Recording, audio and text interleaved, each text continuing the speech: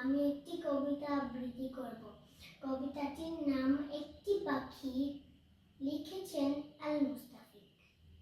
পাখিগুলো আকাশেতে কেমন করে উড়ে, পড়তে বসলে সব চিন্তা আমার মাথায় ঘুরে।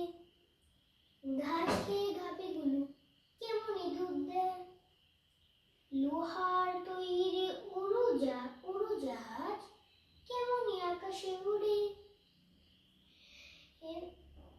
এসব কিছু জানতে চাইলে আব্বু আম্মুর কাছে আবার নিয়ে তারা সবাই